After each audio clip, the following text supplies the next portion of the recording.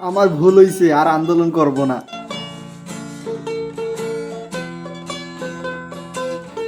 Public বুঝে গেছে, ঢাকার সিটি কলেজের আন্দোলন কমাইতে হইলে মাইরের ওপর কোনো ওষুধ নাই। মেয়েদের শর্ট ড্রেসে দোষ হতো, তাহলে তো অনেক ছেলেরাও ঘুরে বেড়ায়, তাদের তো কোনো ধরনের সমস্যা হয় না। শুধু বুদ্ধি কি ফ্রিজে রাখি আসছো নাকি? ছেলেদের আছেটা কি দেখানোর জন্য যে শর্ট ড্রেস পরলে সমস্যা হবে? আমাদের দিকে এমনিতেই কেউ তাকায় না। साला ये दुख का खत्म नहीं होता बे। আর শর্ট ড্রেস পরলে কেউ দেখবে? কি হইছে কি হইছে কি হইছে কি? না না, রাস্তা আড়াই করে রাস্তা তুমি রাস্তা কি হবে? কিভাবে রাস্তা গাড়ি রাস্তা ইয়ে করে? না না, আমি সেটা বলি না, রাস্তা আড়াই করে আছে। পলক মামা 2.0।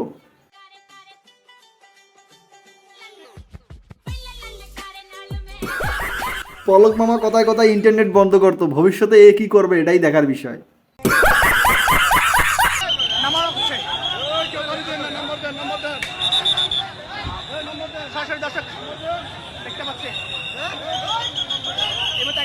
বন্ধুর সাথে গাঁজা খেতে যে ভাল্লুক চলে আসার পর সেই বন্ধু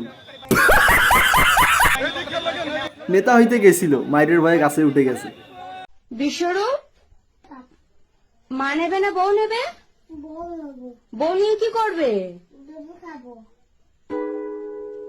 পোশাক আমাদের ইজ্জত বাঁচাবে এমন কোথাও লেখা নাই। পোশাকের কোনো মানে কি বলবো ক্ষমতা নাই ইজ্জত বাঁচানোর।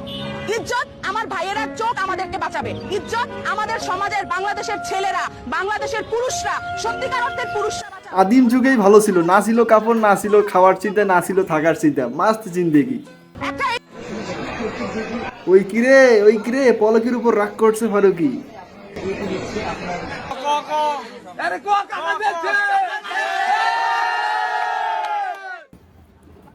সবসময় কাকারাই জিতে, শুধু হেরে যায় ভাতিজা।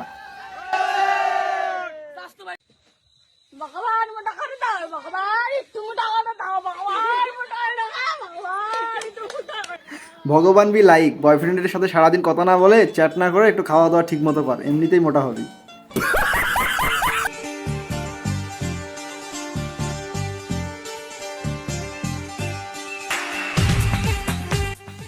অবাক হওয়ার কি আছে, বিয়ার সময় বাড়িতে ছোট বোন থাকলে তার বিয়ে দিতে দিতে নিজের বিয়ের সিরিয়ালটা যদি আসেও, তবে সুন্দর মেয়েদের তো কাকারাই বিয়া করে নিয়ে গেছে।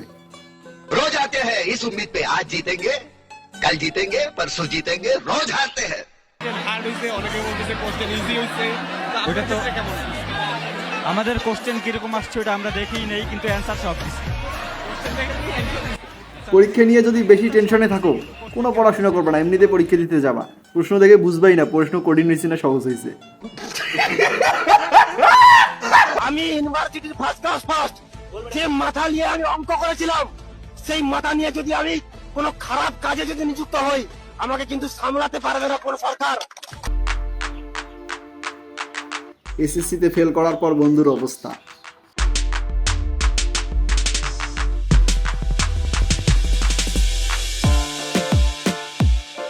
পরীক্ষার আগে বাইক স্টান করতো, ফেল করার পর ভ্যান কিনে দিছে, এখন ভ্যান স্টান করে।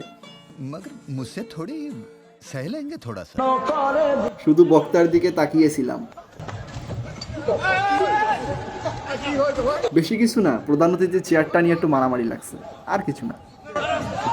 পাওয়ার জন্য প্রধানমন্ত্রীকে মা ডাকাটা কতটুকু যৌক্তিক ছিল আপনার দিক থেকে? আমি তো আরেকটা জমি পাওয়ার জন্য ডক্টর মোহাম্মদ ইউনুস স্যারকে বাবা ডাকতে হলেও ডাকবো, কারণ আমার প্রয়োজন আছে। নিজের লাভের জন্য সব করা যায়।